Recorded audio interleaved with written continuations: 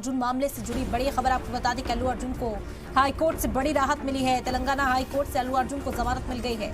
निचली अदालत से मिली 14 दिनों की जेल। भगदड़ मामले में बड़ी राहत मिली है। भगदड़ में खातून की मौत हो गई थी। पुष्पा 2 के प्रीमियर के दौरान भगदड़ मची थी।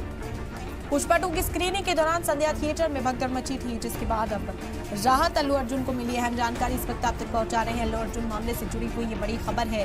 अल्लू अर्जुन को हाईकोर्ट से बड़ी राहत मिली है। तेलंगाना हाईकोर्ट से अल्लू अर्जुन को जमानत मिल गई। आपको बता दें कि निचली अदालत से 14 दिनों की जेल हुई थी भगदड़ मामले में, और पुष्पा 2 के प्रीमियर के दौरान ये भगदड़ मची थी। ये भी आपको बता दें कि खातून की मौत हो गई थी। अब इस मामले में बड़ी राहत अल्लू अर्जुन को मिली है। हाईकोर्ट ने अल्लू अर्जुन को जमानत दे दी है। निचली अदालत ने 14 दिनों की जेल का ऐलान किया।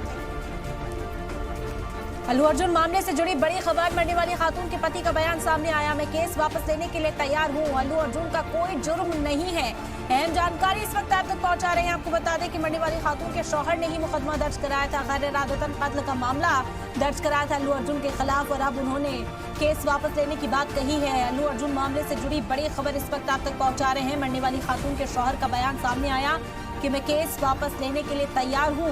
अल्लू अर्जुन का कोई जुर्म नहीं था। उन्होंने पहले अल्लू अर्जुन पर इल्जाम लगाया था, मुकदमा दायर कराया था अल्लू अर्जुन के खिलाफ। ये कहा गया था कि